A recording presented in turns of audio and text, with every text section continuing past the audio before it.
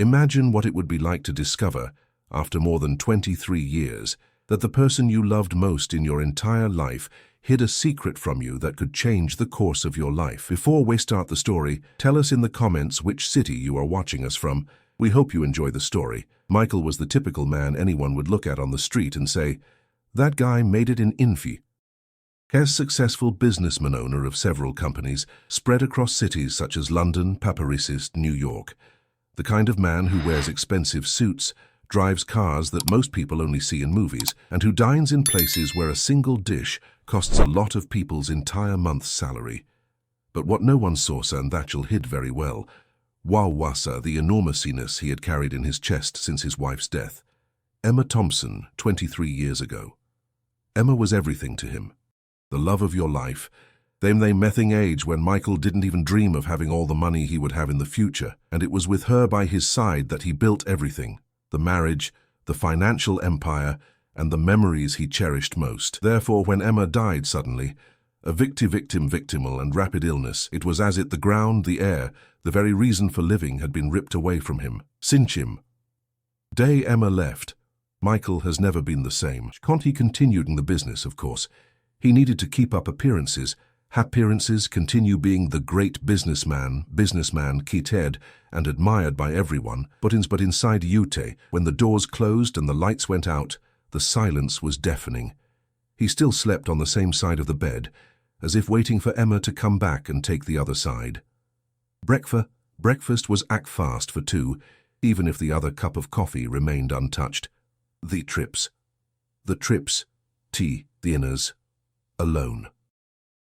Birthdays, alone.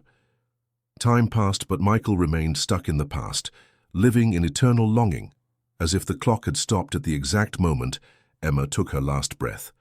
It was on a cold November night that Michael's life began to change. He was a gaunt horrant, as he usually did on impoissant dates. That night, in particular, marked the wedding anniversary that he and Emma would have celebrated. Sitting alone with a Giel sitting-in in his hand, he looked out the window, watching the rain run down the glass. The streets reflected the city lights, and the raindrops fell as if they accompanied the sadness he felt inside. And it was when he looked across the street that he saw something that moved him deeply. Under the awning of a closed store, a young woman, huddled, held a baby in her arms, trying to protect it from the cold. The scene hit him like a blow. Maybe because for a moment that image of a mother fighting to protect her child reminded Michael of how Emma dreamed of being a mother, even though they had never had children. It was a dream interrupted by illness, a dream that remained only in memory. Buther in front of Butt was a real mother, facing the world to protect what she loved most. As much as Michael was a man accustomed to donating large sums of money to charities, he was never the type to get personally involved. But that night, something beside him made him act different. He got up, put on his elegant overcoat and crossed the street in the rain, not caring about getting his expensive shoes wet. When he reached when he took some euro notes from his pocket, enormous amount in his pocket, to find shelter and food, and handed them to her. Food, amped this, take care of yourself and your baby, he said in a sincere tone, baby. Hen said, to appear charitable, just human. The woman looked surprised, her eyes full of tears. Thank you, sir, may God reward you, he murmured, holding the baby tightly. Hickel just nodded, feeling a lump in his throat, and went back to the restaurant. But while trying to resume dinner, something couldn't get out of your head. The look of that woman, a look that seemed to hold a deep pain and a secret. That night, Michael went home, but the face of the young woman and the baby never left his mind. Something about that scene disturbed him, as if destiny had placed the three of them in that same place for a greater reason. He didn't know it yet, but that woman was cheated to him in a way he could never imagine. And what he would discover the next day, when visiting Emma's grave, would change his life in such a way that he would never be the same man again. The next morning, the sky was still cloudy, with the cold wind biting the skin of those who ventured through the city streets. Michael woke up early, as he did every year, exactly on the day Emma left. It was a solitary ritual. He put on the same black suit, placed the same handkerchief in his jacket pocket, and walked in silence to the cemetery, carrying the bouquet of flowers that he always chose carefully. as if that small gesture could reach the one he loved so much. The path was long, but Michael knew every corner, every stone on the sidewalk. It was as if his feet already knew the route without him needing to think. When he arrived at the iron gate of the cemetery, he felt the same weight in his chest as in all the previous years, that pain that time could never erase. As he walked to Emma's grave, he remembered the times they were there together, visiting her parents, talking about life, about the future. But now the future was behind, and the present was just an echo of what could have been. When he finally saw the tomb, he stopped suddenly. There was someone kneeling there, their body hunched over, their shoulders shaking as if they were crying. Michael frowned, confused. It was unusual to see other people there, much less someone so young. And holding her in her arms, she was holding Hermie baby as the night before. For a moment he thought about walking away, about waiting until she was done. But something stopped him, something he couldn't explain. With slow steps he approached. The woman seemed not to notice his presence, completely lost in her own pain. "Sorry," Michael sighed in a low tone. "Sorry," Michael said. "What was happening?" "I didn't want to interrupt." The young woman slowly raised her face, and when her eyes met his, Michael felt the ground disappear beneath his feet. "It's you," he murmured, recognizing her from you. "Vias night. You were on the street." She just nodded, wiping her tears quickly with the back of her hand. Michael looked from her face to Emma's grave and back again, unable to process it. "Do you know Emma?" he asked, his voice breaking mid-sentence. The young woman took a deep breath, as if she was gathering the courage to say something she had been carrying for a long time. "Yes," he replied, his voice breaking. "Emma. She was my mother." For a moment Misha thought he had heard wrong. His hands began to sweat, his heart was racing, and his breathing was short. Racing and can't be. He shook his head, trying to shake off what he had heard. "Emma. She never had children." The woman at her lower lip, holding back tears as she cradled the baby gently in her arms. "I know it's hard to believe," she said. "I a calm tone but full believe. I also spent Tonio life without understanding. But it's true." Michael took a step back, as if the space between them might give him a little more clarity. How can you prove that?" Hesked, feeling his own body tremble. That hooked down, seeming to hesitate, but then reached into her bag and pulled out a yellowed, time-worn envelope. "I didn't come here to cause pain. I just want to see her grave." The woman held out the envelope. "That a grave. Found in her things." Michael too. That's envelope found ins, if it might fall apart in his hands. When he opened it, he saw a letter written by Emma, in that delicate handwriting that he knew so well. The first words were enough to knock the air out of your lungs. "My dear daughter, if you ever read this, I want you to know that I loved you from the first moment. But I made a difficult decision, which you may never understand." Michael couldn't continue reading. The words danced before the eyes, the head spun. Why had Emma never told her these? During all those years together, had she hidden a daughter from him? He looked again at the woman in front of him. Now that I knew, it was impossible not to see similarities. The shape of her eyes, the way she pursed her lips, even the way she tilted her head was identical to Emma. "What is your name?" Michael asked, his voice low, almost a whisper. "Julia," she replied, with a slight tremor. Michael repeated the name silently, as if trying to fit it into his own memory. "And the baby?" Hesked, looking at the child who was anding a baby. He big, curious eyes. "Max," she replied with a half-smile, passing her hand. "Max," Sheely on the boy's head. Michael felt his stomach tighten. That baby was his grandson. For a moment he was speechless, looking at Julia and Max as if he were in front of a mirror of the past that had come back to haunt him. Why didn't she ever tell me?" The question escaped before he could contain it. "Julim." The deep breath, looking back at the grave. "I don't know. I wanted to have the answers. I spent years trying to understand." Michael felt his legs weakening and had to lean on the cold stone of the tomb. He weakened at Emma's name engraved there, as if at any moment she would appear and explain everything, but the only thing he had now was silence. A silence full of pain, of unanswered questions, and of a new reality that he still didn't know how to accept. Julia watched him with understanding eyes, as if she understood the storm that was forming inside him. "I didn't come to ask for anything," she said, breaking the silence. "I just wanted to understand who she was and who I am." Michael shook his head slowly, still processing. "I don't know what to say," he murmured. Julia gave a slightly sad smile. "Neither do I," and there, at that moment, something began to change. There was still a lot of pain, a lot of uncertainty, but a small flame of connection appeared, as if, in the midst of that 23-year mourning, a new story began to form. And little did Michael know, that story would still have many painful pages, but also a chance for redemption that he never imagined he would have. Michael walked the city streets like a lost man. The cold wind hit his face, but he barely felt it.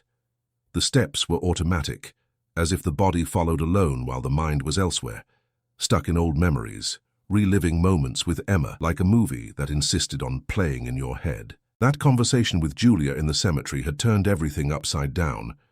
It was as if the world, which had already been grey since Emma's death, had now become even more confusing, heavier. For 23 years, he had clung to a single truth, the deep love he felt for Emma and the longing he carried. And now suddenly he discovered that the woman he loved with all his strength was keeping a secret that he had never imagined. The pain was so much that he could barely think. How do you move forward when the past, which seemed so clear, suddenly becomes an enigma? He returned to the apartment, that huge, empty place where for years silence had been his only companion. He closed the door slowly, resting his head on it for a moment, breathing deeply as if he was running out of air. The apartment, which had once been full of laughter, was now just an echo of what it had been. Every corner brought a memory. The living room, where he and Emma used to spend their evenings watching old movies. The kitchen, where she laughed while preparing breakfast, and he pretended to know how to cook just to see her smile. And the fourth was the worst. The big bed was made every day with her side untouched, as if she would return at any moment. During all these years, Michael got used to loneliness, but never truly accepted it. In front of others, he maintained the image of a strong, successful, untouchable man. But inside that apartment, he was just a broken man, trying to survive day after day, fighting the longing that wouldn't go away. After Emma left, he tried for a while to maintain his routine, as if pretending to be normal could ease the pain, but the days became the same, one after the other, without color, without life. He threw himself into work, spending hours and hours at the office, trying to forget the emptiness that awaited him at home. But all he had to do was open the door, and he'd miss her like an open wound. Michael never allowed himself to live again. He never fell in love again. He never took anyone home again. The people around noticed, but no one dared to ask, and he never gave me space either. It seemed easier to remain stuck in the past than to risk opening my heart again. Now, with Julia's revelation, that grief he thought he knew so well seemed to have gained new layers. It wasn't just the pain of having lost Emma, it was also the pain of realizing that he may have never truly met the woman he loved. He sat on the couch, running his hands over his face, feeling the weight of years and loneliness. She glanced at the coffee table, where a frame with Emma's photo still occupied the same place as always. It was an old photo taken on a trip to Italy, shortly after they got married. Emma smiled with the wind ruffling her hair, and Michael knew he had never seen a smile like that on anyone else. "Why, Emma?" he whispered, staring at her image. "Why didn't you ever tell me?" The tears began to flow silently like so many other times. That night, he couldn't sleep. He spent hours sitting in the armchair, looking out the window at the city lights, wondering what would have happened if he had known the truth sooner, if he would have accepted Julia, if he would have helped Emma care for her. And now? How to act in the face of that reality. Deep down, loneliness was what he knew best. She had been his only companion for so long that Michael no longer knew what it would be like to share his life with someone. The idea of having a daughter and a grandson seemed so far from the routine he created that it hurt even more. However, despite everything, something inside him began to change. For the first time in so many years, he felt a spark, a sign of life, mixed with the pain. The image of Julia, holding Max with so much affection, haunted him. And the doubt tormented him. Was there still time for him to leave that loneliness? Could I have a second chance to live a new story? His heart said yes, but his mind still resisted. That morning, as the sun began to illuminate the grey sky, Michael realized something. Perhaps his biggest fear wasn't finding out that Emma deceived him. Perhaps the biggest fear was letting Ting go of the grief he learned to carry as a shield and allowing himself to love again, this time through Julia and Max. He stood up slowly and walked to the bookshelf where he kept Emma's memories. He ran his fingers over the covers of the photo albums and the old letters they exchanged, and took out a small box that Emma used to keep secrets. Michael had never had the courage to open that box since she died. It sat there, closed, like a symbol of what he didn't want to face. But now, something made him think that maybe, inside, was the answer he needed so much. He held the box tightly in his hands, feeling his heart racing. Maybe finally it was time to face the past. Michael stood there, standing in front of the bookshelf, with the small box in his hands, as if he were holding the entire past inside that object. The wood was already worn with time, and he wondered how many times Emma had touched it, perhaps keeping there the thoughts and secrets that she never had the courage to say out loud. For years, he avoided opening that box. It was as if keeping her closed helped him preserve the image he had of Emma. The perfect, flawless woman, the companion he thought he knew by heart. But now, after meeting Julia, after hearing from her that she was Emma's daughter, Michael felt he needed to face the truth even if it hurt. He took a deep breath, sat down in the armchair by the window, with the sky still cloudy outside, and with his hands shaking, he finally lifted the lid of the box. Inside, there were few things. Some old letters, scribbled notes, and a carefully folded photograph. He got the photo first. It was an image of a younger Emma with a different look, a look he didn't recognize. And next to her, holding a small child in her lap, was a woman Michael had never seen. His hands started to sweat. That child, could it be Julia? He looked back at the letters and began to read, one by one. Some were simple notes, everyday things. Others, however, seemed written at times when Emma was most distressed. If he ever finds out, I don't know how he'll react. I'm afraid of losing him. I'm afraid he won't understand. I wanted to tell him, but I always lack the courage. I don't know how to look him in the eyes and say that before us there was something that was left behind. Would he forgive me? Will my daughter one day understand why I did this? Michael felt his heart tighten with each word. It was Emma, the woman he loved so much, struggling with a secret that clearly consumed her, and he never noticed. How many times did she smile at him while hiding that pain? How many nights did he sleep next to you with the weight of that secret? The tears began to flow again, now even heavier. For years, Michael closed himself off from the world, nursing his own pain as if it were all he had left. I didn't realize that by doing this, I was also removing myself from any chance of happiness. He remembered Emma's words before she died. Promise, promise, keep living, Michael. Promise you'll be happy. At that moment, he realized that he had never kept that promise. Instead of living, he chose to hold on to the pain, as if he could only keep Emma's memory alive through suffering. But now, holding those letters and remembering Julia's look in the cemetery, something began to change. Michael got up, walked to the window, and looked up at the cloudy sky. The city went about its routine outside, indifferent to the storm he carried inside. He thought about how his life had become an endless cycle, waking up, working, coming home, remembering Emma, and sleeping alone. For 23 years, that was the only reality he knew, but maybe, just maybe, there was a way out. Julia's face came back to his mind, along with little Max. Michael never thought he could have a family. He never imagined that after everything, he would have a daughter and a grandson. The idea scared him and at the same time attracted him. For so long, he avoided creating new bonds. I was afraid of getting attached and losing again, but now, faced with this revelation, I felt that maybe it was time to try. Perhaps the biggest mistake of his life was closing himself off from the world. Maybe Emma wanted him to find Julia, to build a new story, even without her. Michael ran his hand over his face, wiping away the tears, and looked again at the photo of Emma holding that child. What do I do now, Emma? Hesked in a low voice. How can I look her in the eye and say I didn't know anything? How am I going to explain that I spent my entire life not knowing about the existence of my own daughter? He didn't have those answers yet, but I knew I couldn't continue living the same way. Maybe it was time to break the silence, to get out of the bubble you built. Michael walked over to the bookshelf and picked up the phone. He looked at the number Julia had left, written on a crumpled piece of paper. He held the phone for a few seconds, his finger shaking over the numbers. Finally, he took a deep breath and dialed. The phone rang a few times until Julia answered on the other end of the line. "Hello?" Michael was slow to respond. My throat felt dry, my words stuck, but I knew I needed to say something. "Julia, it's me." Michael, he took a deep breath. Could we talk?" On the other side, silence. And then the answer, "Of course. I also wanted to talk to you." Michael closed his eyes for a moment, feeling the weight of that decision. He didn't know what awaited him, but for the first time in a long time, he felt that perhaps he was taking the first step out of loneliness. Maybe it was the start of something new. Silence still hovered between Michael and Julia, even after that connection they decided to make.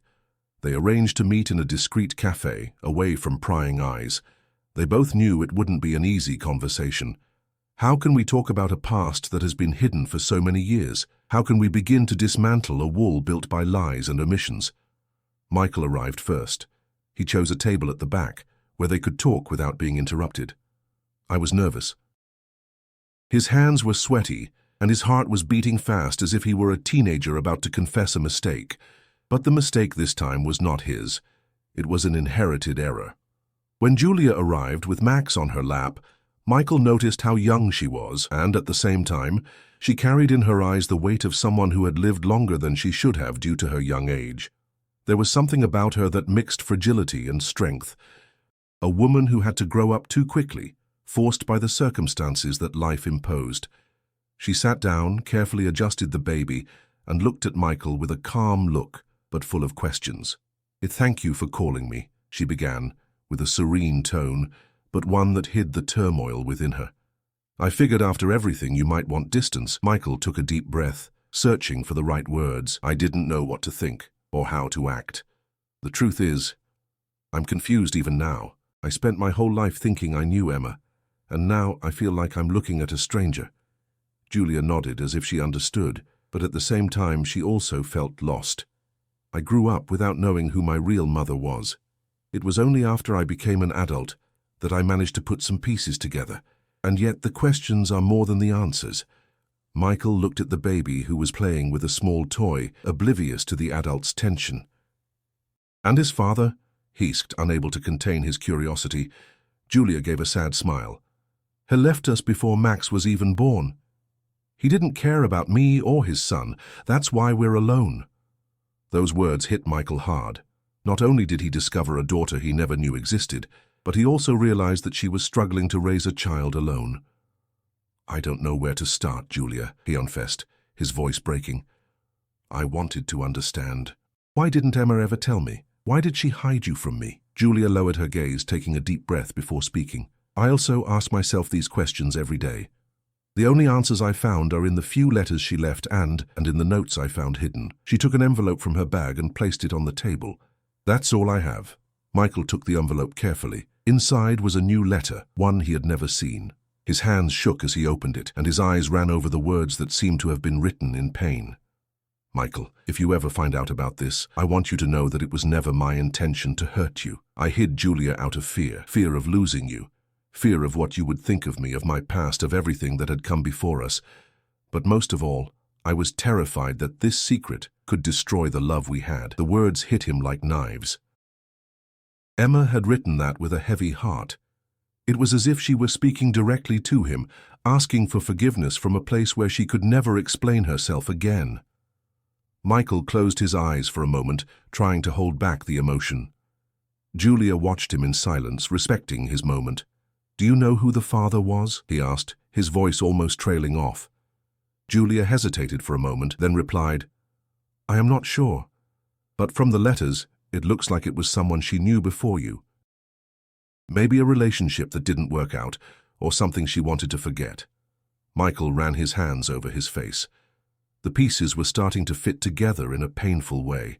"So she had you, and hid it from everyone." Julia nodded slowly. "I was given to a family when I was born. I stayed in temporary homes, moving from house to house. It was only when I grew up that I started looking for answers." Michael felt a pang in his chest. He thought of Emma, alone, pregnant, afraid. He thought about his daughter growing up without knowing who her parents were, without the love she deserved. "Julia, I don't know what to say," he murmured, his voice trailing off. "If I had known, if she had told me, Julia interrupted softly. "I know, and I didn't come here to blame you. I know you were also a victim of this secret." Michael looked at her with teary eyes, feeling a mixture of pain and relief. "But now that I know, I can't just turn away." Julia smiled, a shy but sincere smile. "I just wanted to meet the person she loved so much." At that moment, Michael understood that no matter how much secrets had destroyed part of his life, there, in front of him, was a chance to start over. A daughter he never knew, a grandson who could be a new reason to follow. And even though he didn't know how to walk that new path, for the first time, he felt like he wasn't so alone anymore. The coffee in front of Michael was getting cold, but he didn't even notice. My head was spinning with the information I had just read in that letter. It seemed impossible that Emma, the woman he would give his life for, had hidden something so important. And at the same time he began to realize how scared she must have been. Julia remained silent, as if she understood that he needed time to digest all of this. From the other side of the table, she watched the man who, until a few days ago, was just a vague piece of a past she had never known. Now, before her, was the father she never had, struggling to make sense of a story full of cracks. "You know," Julia broke the silence, her voice low. "For hours I imagined who my parents were. I kept thinking if they had loved me, if they had looked for me, or if they had simply forgotten me." Michael looked at her, his eyes still red. "And now? How do you feel knowing who I am?" asked, fearing the answer. Julia took a deep breath before responding. "It's confusing. Part of me feels angry that I grew up alone, not knowing who I was, but another part just feels an emptiness that perhaps now I can begin to fill." Her words broke Michael's heart. He wanted to be able to go back in time and undo everything differently, but he knew the past was beyond his reach. All that was left was the gift and what they would do with it. "I would never have left you alone," his voice breaking. "If I had known, Julia, I swear I would have done everything to be by your side." She smiled sadly. "I know, but the problem with secrets is that they hurt everyone, even those who are not to blame for anything." Michael nodded, reflecting on the weight of that truth. Emma's secret didn't just affect him and Julia. It affected little Max, who would now grow up without knowing the grandmother who would love him so much. This affected Emma's own memory, which was now mixed with doubt and pain. "Why, Emma?" he thought, looking out the window, as if waiting for an answer that would never come. Julia continued, with a calmer tone but still full of emotion. "It tried to understand her reasons. Sometimes I think maybe she wanted to protect me." "But protect me from what? Of my own father's love?" Michael took a deep breath, feeling the weight of her question. He didn't know the answer either. "Maybe. She thought I wouldn't accept it," Michael said, his voice low. "Maybe she was afraid that I would reject her because she had a past before me." Julia looked at him with a firm gaze. But shouldn't true love resist any truth? That question remained in the air, like an open wound. Michael had no answer. For years he had idealized Emma as perfect, and now he had to accept that even the most beautiful love can have deep flaws. Max, who until then had been playing on his mother's lap, made a small sound, catching both of their attention. Michael looked at his grandson and for a moment felt his heart warm. There was something about that baby that moved him in a way he couldn't explain. "He's beautiful," Michael murmured, smiling for the first time, even if shyly. Julia smiled too, and for a brief moment the tense atmosphere between them softened. "He deserves to know the truth one day," Julia said, stroking her son's head, "and I want him to know that he's not alone in the world." Michael nodded. "And it won't be," he stated, or firmly this time. "I can't change the past, but I want to be present from now on." Julia looked at him in surprise, as if she hadn't expected to hear those words so soon. "Are you sure?" she asked, her voice shaking. "Because this isn't going to be easy for any of us." Michael took a deep breath. "I've never been so sure," he responded. "He spent years alone, closed in a world of pain. Now I know I don't want to live like this anymore." Julia looked down for a moment and then looked back at Michael. "I want that too. I don't want to carry this weight alone anymore." There was a raw honesty in that moment. Two broken people, trying to put themselves back together, piece by piece. It wouldn't be simple, and they both knew it. Michael leaned slightly on the table, looking at Julia with a calmer look, but still full of emotion. "Tell me more about yourself, about your life. I want to really get to know you." Julia smiled, now with a different sparkle in her eyes. "And I want to know more about you, about the man my mother loved." And so, between shy conversations and still suspicious looks, father and daughter began to take the first steps to rebuild their lost trust, trying to overcome the wall of secrets that separated them for so long. Michael knew the road would be long, but he also knew he was no longer alone, and that, for the first time in a long time, brought hope that he no longer thought possible. Michael spent the next few days with a full head, reliving his conversation with Julia and Emma's letters. Each time he read those ancient words, a new emotion invaded him. Sometimes sadness, sometimes anger, but above all, a pain that wouldn't go away. The hardest feeling to deal with was resentment. As much as he loved Emma, as much as he cherished her memory, it was impossible not to feel a tightness in his chest when thinking about everything she hid. How was she able to keep such a big secret, which now affected not only his life, but also Julia's and little Max's? Still, deep down, Michael knew he needed to find a path to forgiveness, not for Emma, who was no longer there, Buter himself, by Julia, for that child who was now part of his story. On a cloudy afternoon, he decided to return to the cemetery, alone, looking for answers that might never come. He walked slowly to Emma's grave, carrying a bouquet of simple flowers, different from the elegant arrangements he usually brought. This time, I wanted something more sincere, more intimate. He stopped in front of the tombstone and remained silent for a long time, just listening to the wind blowing through the trees around him. "Emma," Beggar, his voice breaking, "I don't know if you can hear me. I don't know if it makes sense to talk to you now after everything." He looked at her name etched into the stone, his fingers gliding gently over the cold letters. "I loved you more than anything in this world. You were my life." His voice shook.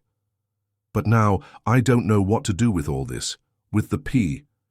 But now the anger, with Julia." Michael sat on the edge of the grave, resting his elbows on his knees, looking lost. "I wanted to understand why you never told me.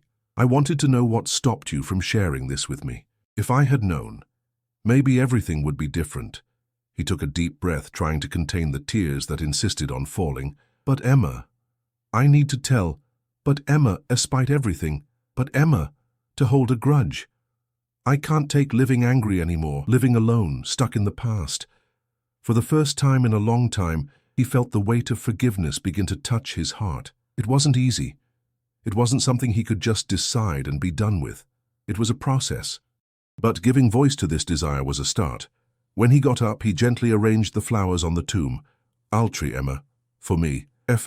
I'll try, leaving there, Michael. I'll try," through the streets with a strange feeling, as if he had left a piece of that pain behind. The next day, he found the courage to call Julia again. "Hello?" Heroic sounded. "Oh, hello?" Heroic of the line. "Serp. Hello. Heroic. Julia, it's me, Michael. I've been thinking a lot, and I wanted to know if you would agree to have dinner with me. Nothing formal, just to talk." There was a brief silence before Julia responded. "I would love to too." They scheduled theating for the weekend. Micha spent the next few days nervous, wondering what to say and how to act. He never and daughter. He didn't know and to behave. When he arrived at the restaurant, he saw Julia already waiting at the table, with Max on her lap. This time her gaze seemed less tense, with a shy glow that showed that deep down she also wanted this to work. Michael approached with a small but sincere smile. "Hey, hi," she replied. Returning the hi, she replied. "Down and hi," she replied, silent, as if they both didn't know where to start. How are you?" Michael asked. "Ing to starter," Michael asked. "Good." "Max," Michael asked P fast. He "Good," looking fondly at fast. Hebe, "Sometimes I fast. He's the only thing that keeps me going." Michael watched the way she looked at her son with an overflowing love, and in that look he recognized something he had seen before, the way Emma looked at him. "You know, Julia." Michael again, his voice a little firmer. "You know Julia," Michigan said, a daughter, "I little firmer. You never here was someone in the world who carried part of me and Emma." Julia lowered her eyes, absent-mindedly fidgeting with the tablecloth. "I never imagined having a father either, to be honest. I never half smile, but her eyes were teary, honest." Reached across the table, moving closer, as if he wanted to create that bridge that never existed. "I don't want you to feel alone anymore. Neither you nor I don't you let me. I want to be part of your lives." Julia looked at him, surprised. "Are you sure?" she asked, with a tone that mixed hope and fear. "Sure?" Dale replied, firmly. "I know it won't be easy and I have a lot to learn, but I know to try." Julia took a deep breath, looking relieved. "I want that too. I just didn't know if you wanted it." I once smiled, and in that instant, something began to change. There were still wounds, there were still doubts, but there was also the desire to start over. Michael looked at Max, who was babbling nonsense, and felt his chest fill with a feeling he hadn't known in a long time. Peace. Maybe forgiving Emma was a path he still needed to take calmly, but as he looked at his daughter and grandson, he knew the first step had been taken. After that dinner, Michael returned home with a lighter heart, but also with a strange feeling. It was as if he had heart but the first step out of a dark place where he had lived for so long. However, as much as he wanted to, he knew that the path to complete reconciliation with Julia would not be simple. The pain of having been deceived by Emma still accompanied him, but now there was something new inside him, the desire to do something different, to not repeat the mistake of closing himself off from the world. Over the next few days, Michael began to think more about forgiveness. Before, he always thought that forgiving was simply saying, "I'm sorry," and moving on. But now I understood that true forgiveness was something that needed to be born slowly, from the inside out, and that required courage. He found himself remembering Emma's letters, the words she never had the chance to say in person. I wondered if, perhaps, she had been afraid that he would reject her when he told her about Julia. Sitting in the living room with a cup of coffee in his hands, Michael looked out room with Dow and tried to imagine the moment Emma discovered she was pregnant. Did she think about telling? Did you feel alone? The image of her crying silently broke his heart. Maybe, he thought, Emma never found the right moment or felt trapped between fear and the love she felt mentor, and it was reflecting on this that Michael realized something important. Forgiveness wasn't just for Emma, it was for himself. For years, he blamed himself for not realizing what she was hiding, for having been blind in the face of something so important. But now, with Julia in his life, he had the chance to do something different. The following week, Julia called, "Hi, Michael." Her voice sounded a little hesitant. "Hi, Michael. You wanted you could come over for day. I was thinking, if you just... so Max can see you more." Michael smiled into the phone, feeling his heart warm at the invitation. "I would love to, Julia," and that was how, for the first, Michael entered Julia's small apartment. It was a simple place, but full of life. Photos place but across the wall. Toy place but floor and toile in the top place, but not the food coming from the kitchen.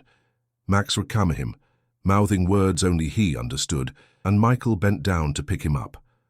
The feeling of holding his grandson was strange at first, but soon he found himself smiling, playing and feeling a joy he hadn't experienced in a long time.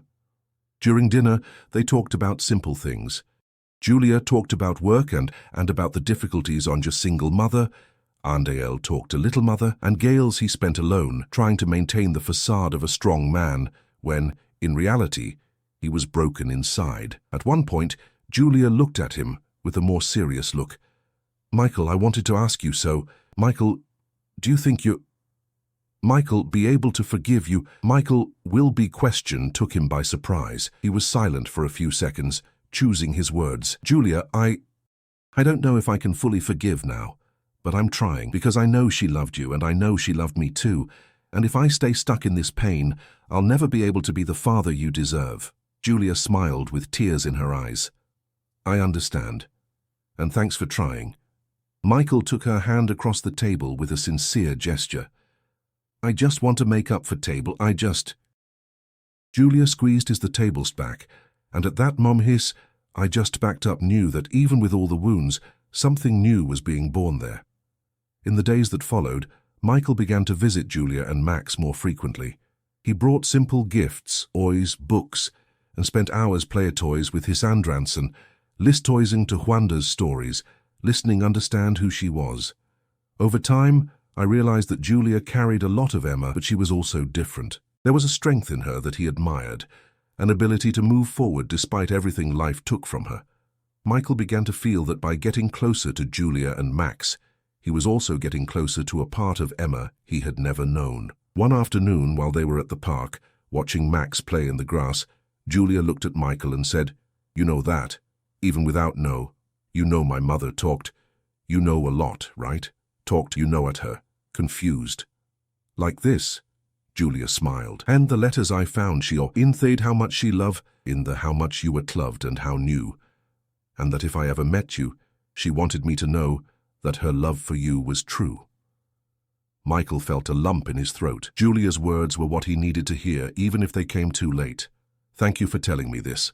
Thank you," his voice breaky, "thank you. I think she war breaking. I thank you. I think ants to forgive you. I thinner." Michael looked at each other to think across the grass and felt a lone tear run down his face. Maybe she grassing at the only way I could find, and was this way. Julia smiled sweetly, "And now we can build something new together." Michael low, and now her, and for the flucht and im iharaz, he felt real in his chest. "I want Thairleaf in than anything." And that day, I want his daughter a sitting in his grandson play, Michael understood that forgiveness did not erase the past, but made space for a new bepast but. The love he thupus but had lost forever were thought hib hadden an unexpected but still real way. Michael walked down the street toward Julia's small apartment, feeling the cold wind hit his face. But this time, the cold wasn't as bothersome as before. There was something different inside him. For the first time in many years, he felt like there was something waiting for him. Something real that wasn't chim. Something real or that fro him. Something real ghosts foretime thought, triel dot liat that already over for him. After Emma died, Michael began to believe that there was no more room for new beginnings, that his destiny was simply to move forward without expectations, just repeating the same days. But now every time he held Max on his lap or listened to Julia talk a blap, and he little things of a lap-and-day life, Michael realized every day in some way, life was offering him a new chance. The curious thing was that this second chance had nothing to do with wealth, business or success things a business sued so diligently business aids. It was a diligently, as a human being, as a father, as a grandfather, and above all, as someone capable of loving again. When he arrived at Julia's building, he walked up the steps slowly, thinking about how, even with all the money he had never felt as rich as he did now, just knowing that someone was waiting for him. Julia opened the door with a calm smile. Max ran up to him laughing, and Michael bent down to hug him tightly, lifting the boy into his lap. "Hello, champion," Michael said, smiling from ear to ear. "Hello," atched the Michael Saida, twinkle-attached eyes. Some saw a twinkle chill was beginning to perceive as a sign that the barriers between them were falling. After a while they were drinking coffee in the living room, Julia looked at her father with a more serious, but at the same time serene look. "You know, mysterious buttimes, serene lookies, you know right," she said. "Holding the no right?" she said. Michael looked, she said, curious. Why looked thou saying that? Julia took a deep breath, as if carefully choosing what she wanted to say. "Because I never imagined that because I would have a real, because too grew up in foster care with people who treated me like a burden. I never felt like I belonged anywhere." Michael looked down, feeling the weight of what she was saying. "I had no idea," he murmured idly. "If idea," he murmured. "A two-side if I," he murmured, "ni getu si dia." Dares murmured in igestur awful. Angently in what I know seeing angrily why no, I see that life here vin know something that I thought was impossible, the chance to have a father. Michael felt his eyes fill with tears. For so long he closed himself off, believing the world had nothing left to give him. But now I saw that second chances often come from where we least expect them. "I don't want to waste this I don't, Julia. I want to buy don't of your life. Max's lieber part longer want to run away from what could make me happy," he said firmly. Julia smiled, and in that moment, Michael realized it wasn't too late to start again. The following days were marked by small changes, but for Michael they meant everything. He started helping Julia with simple tasks, taking Max to the park, picking him up from daycare, and preparing lunch. Commonings, for many people, bore him. It was like Arit was Kofornvife. Michael Rightbred common life he passed. He spent hours locked in meetings discussing contracts and investing in new business, and everything revolved and money, power and revolved around a money. Sit in the living room floor, aying with Max. He re-room floor a playing ad, wasted time on things that in the end didn't mean so much. There was something freeing about simply seeing her grandson smile, about hearing Julia laugh as she tried to cook something new, even if the food wasn't perfect. On a sunny afternoon, while pushing Max on the playground swing, Michael reflected on how until recently he believed that love died with the loss of the one you love. But looking at that boy with shining eyes, he saw that love is renewed, reinvented, when we allow ourselves. Julia, sitting on the next bench, watched her father carefully. "I never thought I would see thee. I never said. With a since I never." "This what?" Miss Ensov, ever laughing as he shook Max. "You. So, take it. Happy." Michael looked at her, surprised by the observation. "Neither do I, Julia. I thought life was over for me." She neither delaying with her hair, neither delayed her son. And now Michael took a deep breath, looking at his grandson. "Now I see that life can always be now I again. Even when we've have lost in our weaved with tears thank you, tears. Think or not turning your back." He smiled.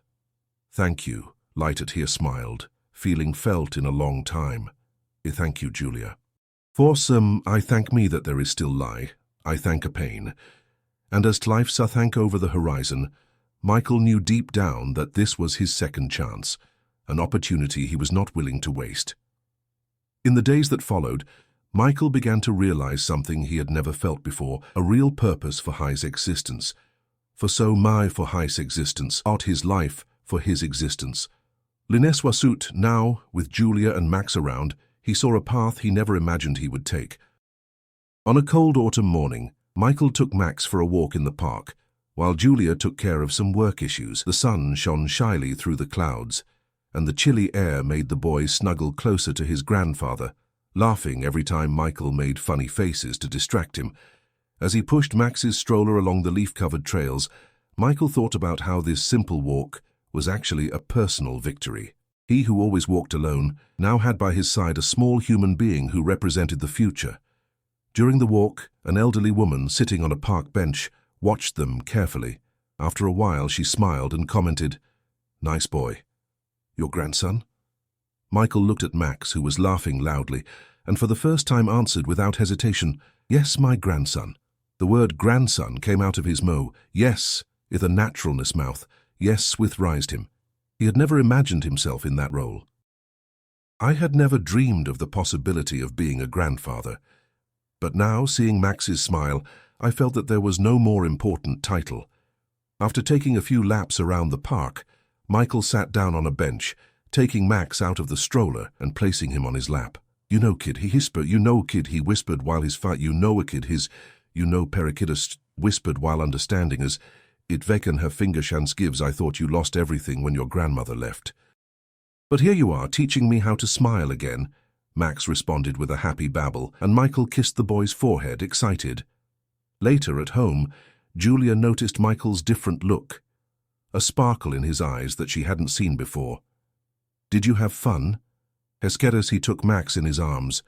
"Did you hail vi did?" he asked, replied, and asked with a sincered, "You know vi, and you know very." Michael waste how life gave, and yo gave, and you a chance. Thew, but with him too. Julia smiled, sitting on the sofa next to her father. I feel too. I grew up thinking I would never have. I feel alfavely. Feel like now suddenly, you're here, and anything seems possible." Michael looked at her fondly. I'm Madika, Julia. I closed myself off from the I made after made it mother left. And maybe, if I hadn't done that, we could have met sooner. Julia held her father's hand with an understanding look. "Don't think like that. Hand with that. Es witheths." Maybe we needed to go through all of this to be able to appreciate what we have now. Michael nodded, feeling the weight of her words. That weekend, Julia invited Michael to her house for lunch. She prepared a simple dish, but it was made with care.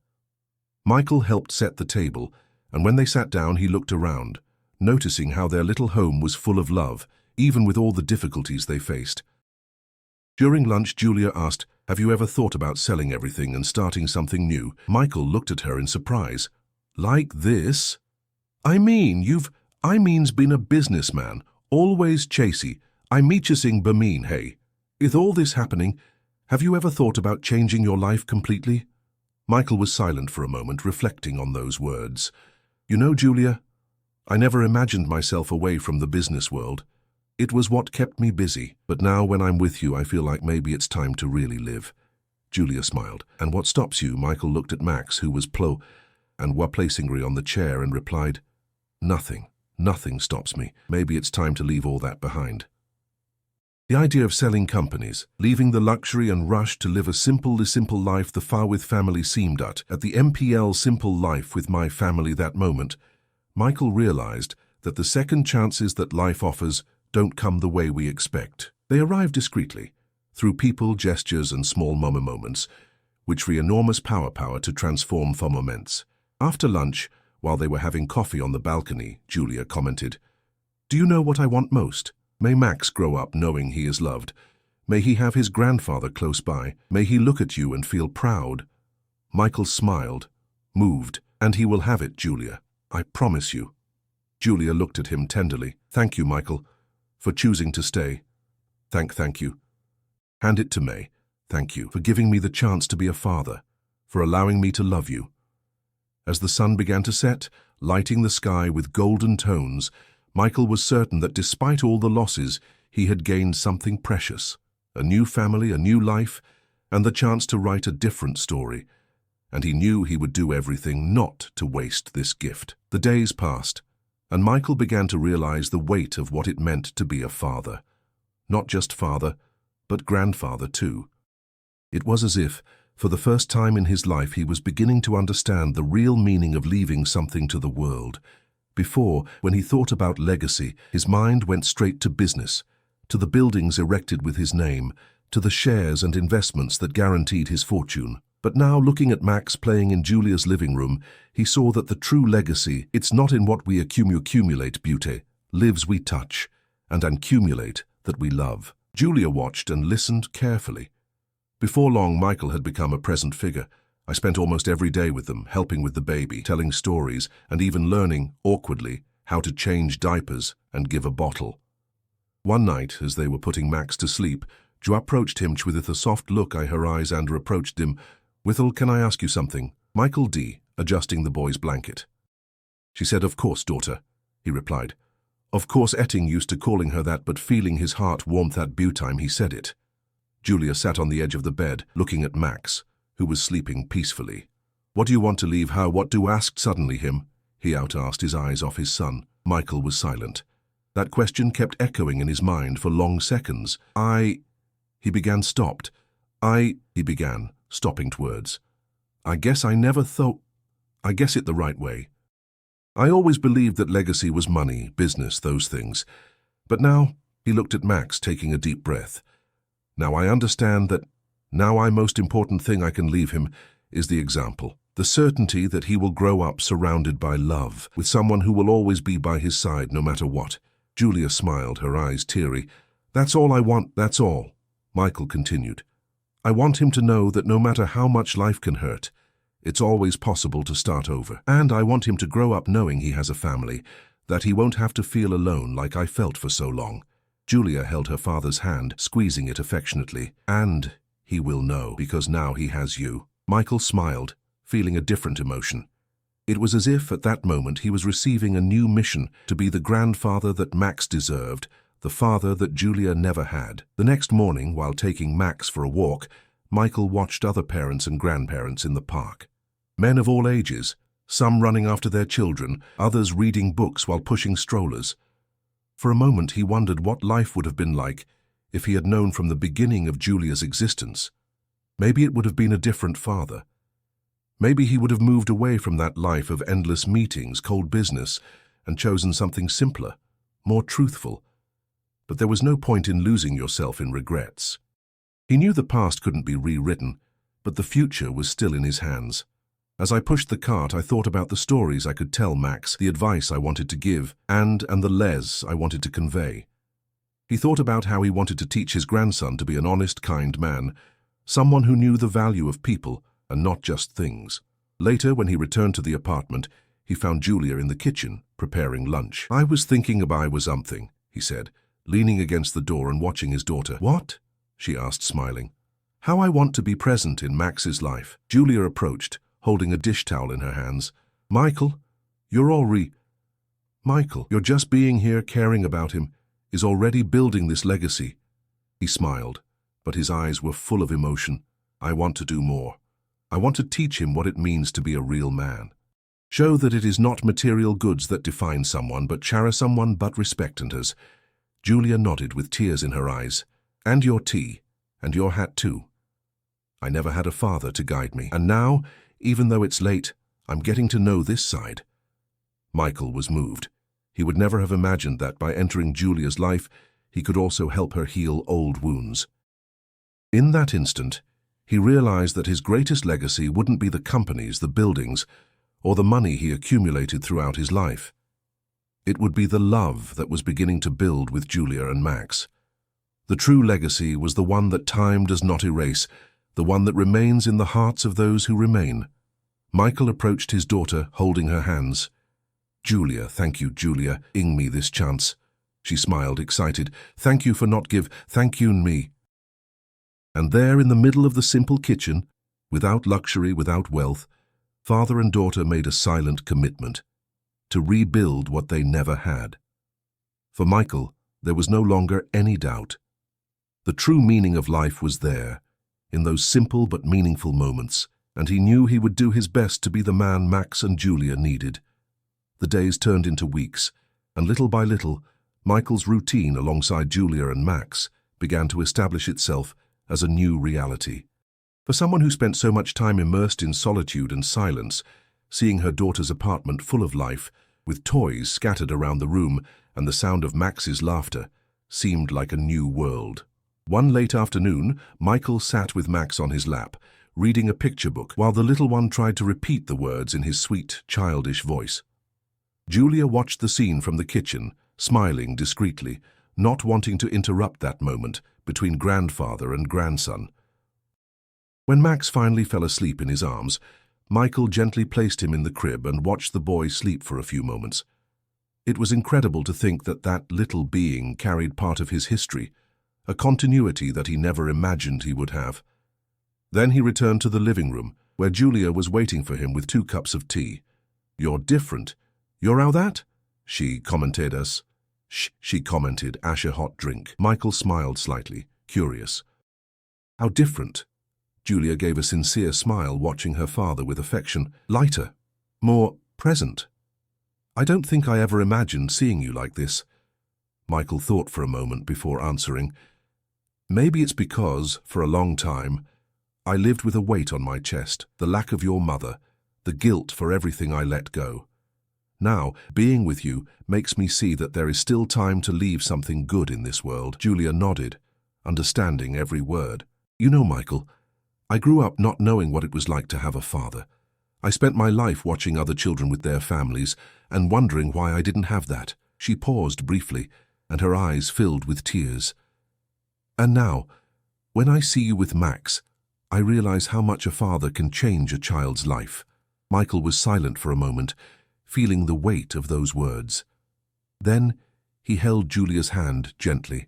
"I can't change what I can't pend. I can't go back in time and pick you up when you fell, nor protect you when you were scared, but I can be here now. I can teach Max what it's like to have someone by his side." Julia smiled, discreetly wiping away a tear. This is than I thought I would have." Michael looked around, taking in the simple but loving home. "You know, Julia, for so long I thought that my name, what I would leave to the world, would be my companies, the money, the properties. But now I see that what really matters are the marks we leave in the hearts of the people we love." She smiled, agreeing. "The memories we create." "Exactly.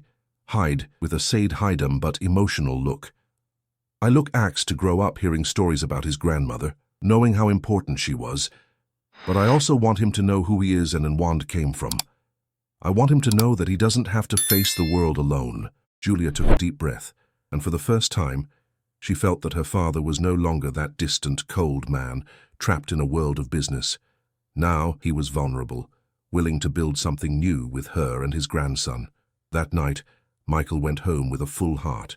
Upon entering the luxurious apartment, he felt the contrast between the coldness of that space and the warmth he had felt in Julia's house. The spotless walls, the absolute silence, the smell of expensive furniture, all of it suddenly seemed empty. He walked into the office where photos of Emma still decorated the shelves. She sat in the leather armchair, her eyes fixed on an image of her smiling, taken on an old trip. Emma, heard. If you hear, I think you'd be happy to see what's going on. Michael knew that, in a way, continuing to love Emma didn't stop him from moving on. The love he felt for her was part of who he was, but now Julia and Max were part of who he wanted to be. He took a sheet of paper and a pen. I hadn't written anything for years other than signing contracts or documents, but now I wanted to leave something different. With steady hands, he began to write a letter. Dear Max, if you read this, I want you to know that you changed my life. I spent a long time thinking I had nothing left to offer the world, but when I looked into your eyes, I understood that my mission was not over. We want you to grow up knowing how much you are loved, how strong and brave your mother is, and how much your grandmother, Emma, would love you if she were here. Know that you will never be alone. I will always be by your side, Toto, teach you, support you, and above all, remind you that the most important thing we can leave in this world is the love we offer to others. With all my heart, your grandfather, Michael. When Michael finished, he folded the letter carefully and placed it in an envelope. Maybe Max was still too young to understand, but one day when he grew up, he would read those words and know that even though life started out difficult, there is always time to build something beautiful. And in that moment, Michael realized that although he never had the chance to be the father he wanted for Julia, he would have the opportunity to be the grandfather Max deserved. The true legacy he would leave would not be in buildings, companies, or bank accounts, but in love, in hugs, in stories told before bed, and in the example of a man who learned to love when he least expected it. Time passed, and the wounds, although still present, began to heal. Michael and Julia, once two strangers united only by blood, now shared something much greater, a true relationship, built day after day based on trust, effort, and affection. Julia no longer looked at her father with suspicion, and Michael, in turn, had let go of his fear of failure. He understood that he could never erase lost time, but he knew that he could be present from now on. On a typical afternoon, Michael was sitting in Julia's living room watching Max play on the carpet with some toy cars. The boy laughed loudly, enchanted by his own world. Seeing that scene made Michael's heart warm in a way he had never experienced. Not even in the times when he thought he had everything. Julia arrived from the kitchen, drying her hands with a dish towel. "You're coming to dinner with us today, right?" she asked, with a light smile but full of meaning. Michael nodded without hesitation. "Of course, I wouldn't miss it for anything." She sat next to him on the couch, and for a few minutes, they just watched Max. "You know, Michael," Sheegan with a calm tone, "till keep thinking about everything that happened, how life changes so quickly." "Me too," he replied, without taking his eyes off his grandson. "I never imagined that I could get a new chance like this, when I already thought there was nothing else waiting for me." Julia sighed, resting her head on the back of the sofa. "Sometimes I find myself wondering if my mother knew what this would do, if she imagined that one day the truth would come out." Michael was silent for a few seconds, then he replied, "Maybe she spent her life in fear of losing myself, fear of exposing you to a complicated world, but in the end, the truth always comes out." Julia agreed thoughtfully. "Still, it's strange. If she had spoken earlier, maybe we wouldn't have wasted so much time." Michael looked at her with a sincere look. "And truth. But I also learned that there's no point in living stuck in what if. The important thing is what we are doing now. And I want to stay here for you and for Max." Julia smiled, this time more lightly. "I want that too." Max approached the two, trying to climb into Michael's lap. His grandfather picked him up carefully, and the boy settled down, placing his head on his chest. "I love you, Grandpa," said Max, with the innocence of someone who doesn't yet know the weight of the world. Michael felt his eyes fill with tears, but this time with happiness. "I love you too, my little one." At that moment, Michael knew he had found what he had been searching for his entire life, a real reason to move forward. Days later, Julia decided that she wanted to do something important to make that new beginning official. He invited Michael for a special lunch, and when he arrived, he found the table set with great care. "There's something I want to show you," she said with a mysterious look. After they ate, Julia handed Michael an envelope. "What is that?" he asked, curious. "Just open it," she replied, smiling. Michael opened the envelope and found a certificate. When he read it, he realized it was Max's official name change request. Now the boy would carry Michael's surname as well. He looked at Julia, surprised, speechless. "I thought a lot before doing this," she explained, her voice firm. "But I want Max to know he has a real family, that his grandfather is part of his life." Michael held the paper tightly, feeling a lump in his throat. "Are you sure?" he asked, his voice cracking. Julia nodded with a smile full of emotion. "I have. You deserve this, and so does he." Michael hugged her tightly, unable to contain his tears. "Thank you, Julia. Thank you for giving me this chance," she smiled, hugging him back. "I'm taking a chance too, Michael, to finally have a father." Max, without understanding exactly what was happening, ran to the two and got into their embrace. "What happened, son?" Julia asked, laughing. "I want a hug too," he said excitedly. Michael reached down and pulled him close. "Come here, champion." And there, in that simple room, they formed what none of them had before, a family.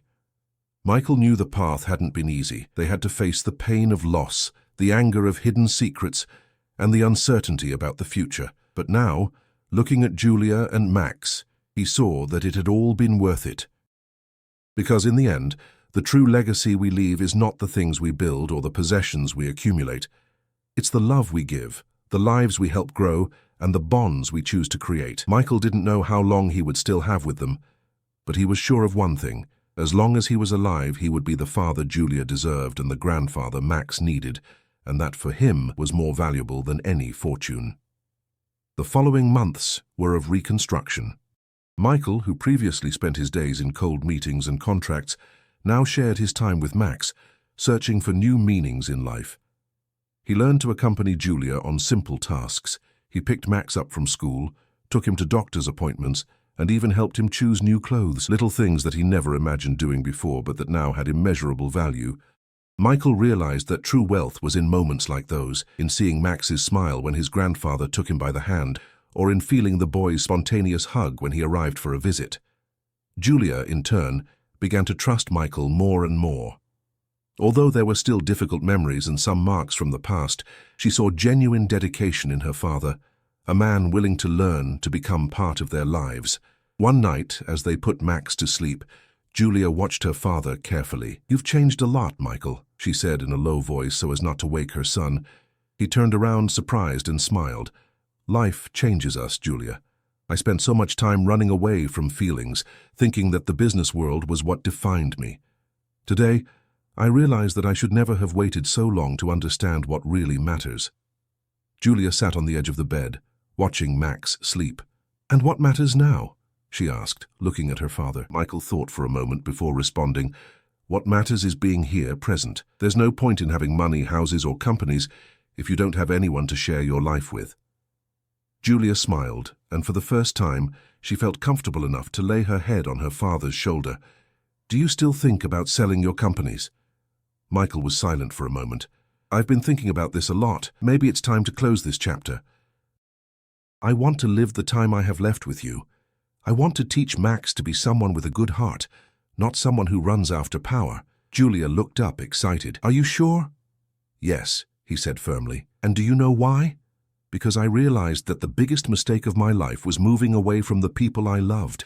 Now that I found you, I don't want to waste any more time." Julia smiled, tears rolling down her face. "I don't think I ever imagined hearing that from you."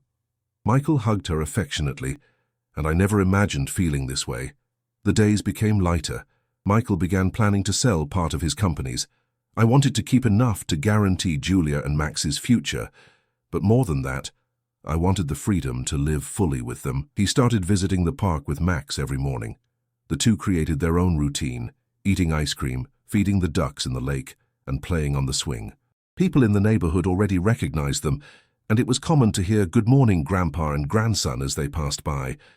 One afternoon, Max climbed into Michael's lap, tired of playing, and looked at his grandfather with curious eyes. "Grandpa, why do you stay with us so much?"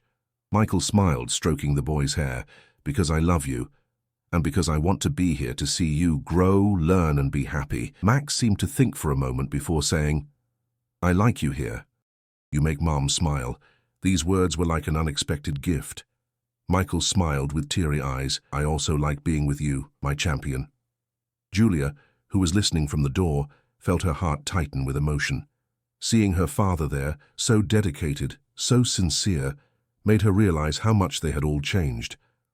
On a special night, Julia invited Michael to a different dinner. "I want to show you something," she said as he entered. In the room, on the table, there was a wooden box. Inside, photos of Max, Julia, and now several of them together. Photos of happy moments, simple but precious. "I did this so we would never forget where we came from and to remember what we have now," she said, with an emotional smile. Michael picked up one of the photos, him and Max in the park laughing with the boy on his lap. "This," he said, holding the photo, "is what I want to carry with me for the rest of my life."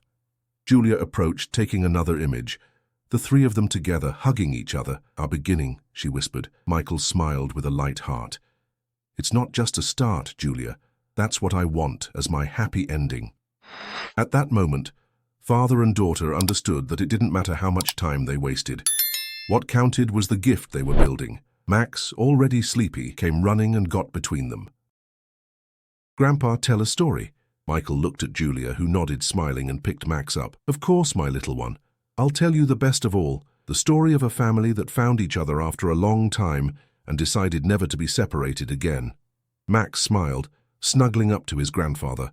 As he began to tell the story, Michael realized that there was his most important legacy: love. And when he looked into Max and Julia's eyes, he was sure, no matter how much the past hurt, what counts is what you do from now on.